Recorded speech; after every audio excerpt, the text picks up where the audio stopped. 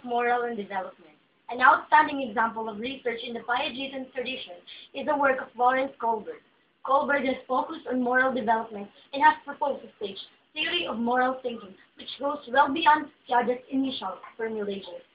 Under the Kohblegrs stages of moral development, Piaget's stages of moral judgment is there, the stages of moral and development. It differentiates the younger and the older children from each other. The younger children thinks about the moral dilemmas, and the older children is more relativistic. Meaning, younger children is more prone for following God's instruction.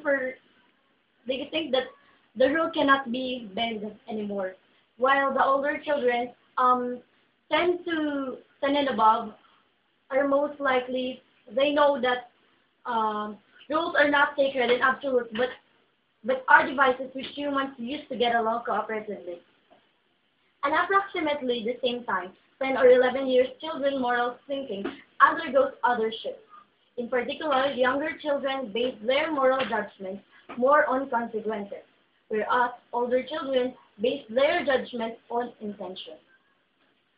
So, under these Piaget stages, there are two rules that should be considered. That the children, most likely the children considered about the amount of damage, consequences, and the judge the wrongness. Meaning, Tagalog ako. Kapag ang mga bata, nagkakagawa sila ng pagkakamali, di ba mas madalas na, halimbawa, may isang bata na nakabasag ng jar. Tapos yung kapatid niya nakabasag din ng baso. So, yung bata, iniisip niya na, mas kasalanan nito kasi mas malaki yung binasag niya. Parang, di ba nga, amount of damage, nagsisink in sa kanila yung the more na mas malaki yung ginawa mo, the more na mas malaki yung punishment na kauulan doon. So, let's go to the other one. Kohblegrs method. Kohblegrs' core sample was comprised of 72 boys, both middle and lower class, families in Chicago. They were ages 10 to 13 and 16. He later added to his sample younger children, delinquents and boys and girls from other American cities and from other countries. Once Kohblegrs had classified the various responses into stages, he wanted to know whether his classification was reliable. In particular, he wanted to know if others would score the protocols in the same way. So let's make it short. Kohblegrs' 6 stages. The level 1, pre-conventional morality. Under the pre-conventional morality are the 2 stages which is obedience and punishment orientation. Kohblegrs' stage 1 is similar to Piaget. First stage of moral thought, the child assumes the powerful authority hands down a fixed set of rules, which he or she must unquestioningly obey. The Heinz dilemma. The child typically says that the Heinz was wrong to steal the drug because it's against the law, or it's bad to steal, as if there were all there were to it. When asked to elaborate, the child usually responds in terms of the consequences involved, explaining that stealing is bad because he'll get the punish. Di ba karamihan ng mga mga batang maliliit, kapag pinagsabihan mo na sila na hindi mo na kailangan i-expand yung explanation kung bakit hindi nila dapat gawin ang isang bagay. Kasi, kumbaga, sapat na sa kanila yung alam nilang masama yun at hindi na makakaganda para sa kanila. Hindi mo na kailangang magbigay pa ng further explanations beyond that. So, let's go to the next one. Stage 2, the individualism and exchange. At this stage, children recognize that there is not just one right view that is handed down by the authorities. Different individuals have different viewpoints. They might think it's right to take the drug. The druggist would not. Since everything is relative, each person is free to pursue his or her individual interest. One boy said that the Heinz might steal the drug if he wanted his wife to live, but that he doesn't have to if he wants to marry someone younger and better looking. Another boy said Heinz might steal it because maybe they had children and he might need someone at home to look after them. But maybe he shouldn't steal it, because they might put him in prison for more years than he could stand. These are the two stages. Para na-explain nila yung sa Piaget stages, kaganina. The younger children and the older children. Dito naman, sa stage 1, di ba kanina, obedience and punishment orientation. Kumbaga, ina-explain nito yung sa mga younger children na natatakot sa punishment, na hindi mo na kailangan ng further explanations para ipaintindi sa kanila kung ano yung tama at mali. Well, then, the stage 2, the individuality and exchange, dito yung binibigay naman yung pagkakataon para sa mga older ones. Kumbaga, iniisip kasi nila, kagaya nga ng kanina, iniisip nila yung sarili nilang interest na depende pa rin. Nakadepende pa rin sa sitwasyon yung mga bagay-bagay na magiging kaukulang para sa kanila kapag nakagawa sila ng kasalanan. So, let's get closer to the level 2, the conventional morality. This one. Pinapasok naman ito is the stage 3, good interpersonal relationship. At this stage, children who are by now usually entering their teens. Kumbaga, tayo yan, teenagers. See morality as more than simple tales.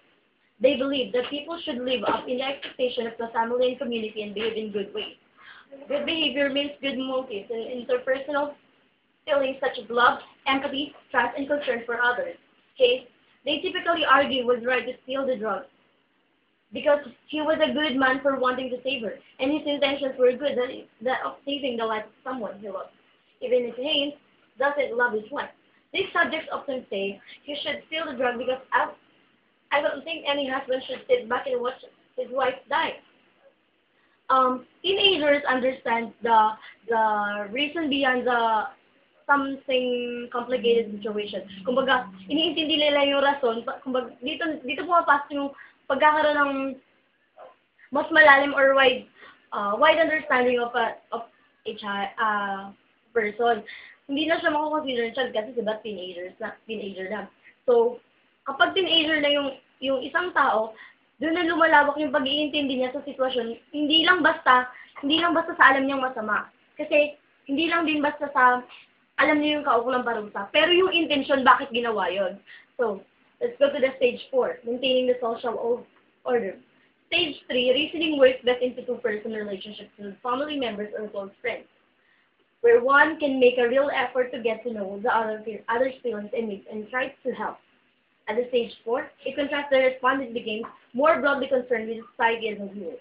Now, the emphasis is on obeying laws, respecting the authorities, and performing one's duty so that the social order is maintained. In response to the Haynes story, many subjects say they understand that Haynes' motives were good, but they cannot condone the theft. What would happen if we all started breaking the laws whenever we felt we had good reasons? The result would be a shared society couldn't function.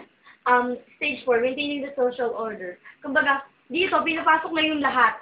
Hindi lang basta alam nating masama, hindi lang basta alam natin yung punishment, hindi lang basta alam natin considering the reason why it happened. But the fact that we should obey the law, because law is, kumbaga, obeying the law is more sacred than anything else. Kasi kapag, di ba mga nakasulat, kagaya nga na sinabi dito, hindi lang tayo basta-basta sumusunod sa law. Dahil kapag hindi tayo sumunod sa law, mas maraming consequences yung mga magaganap. Kumbaga, mas marami kang sacrifice na dapat gawin. Halimbawa, kapag nakulong ka dito parang gawin. So, let's go to the stage 5. Social contract and individual rights. At stage 4, people want to keep society functioning. However, a smoothly functioning society is not necessarily a good one. A totalitarian society might be well organized, but it is hardly the moral ideal. In stage 5, people begin to ask, what makes for a good society? They begin to think about society in a very theoretical way, stepping back from their own society and considering the rights and values the society owes to uphold. They then evaluate existing society in terms of these prior considerations. They are said to take a prior society perspective. In stage 5, social contract and individual rights. Parang, di ba, ang pagkakaintindi ko dito, like the politicians, they take in charge for the good society. Kumbaga, mas ginagamit nila yung utak nila, hindi lang basta, kumbaga, ito yung pagsasama-sama ng lahat. Hindi lang basta, alam mo, hindi lang basta aware ka. Kumbaga, may gagawin ka. Kaya nga tayo may mga taong namumuno sa atin. Kumbaga, sila yung the leader one. They are the one intended for us to be, for us to follow the right on the pole. So, let's go to the stage 6, universal principles. Stage 6, respondents are working toward the conception of the good society. They suggest that we need to protect certain individual rights and settle disputes through democratic processes. However, democratic processes alone do not always result in outcomes that we intuitively sense are just. A majority, for example, may vote for a law that hinders a minority. The Kohblegrs believe that there must be a higher stage, the stage 6, which defines the principles by which we achieve justice. Dito sa stage 6 in post-conventional morality, hindi lang basta may gagawin ka. Bakit mo gagawin yun? Kumbaga, pumapasok din dito yung stage 3 for knowing the reason beyond. Tapos, halos lahat na, kumbaga, nagle-level up siya na nagle-level up. Hindi siya, hindi mo lang basta sinusunod yung law. Hindi mo lang basta consider kung ano yung tama at mali. Pero ang pinaka main factor dito is kapag ginawa mo ba yun, pag ginawa mo ba yun, sino yung maaapektuhan? Considering the society, not just yourself. So, in short, people are less concerned with maintaining society for its own sake, and more concerned with the principles and values that make a good society.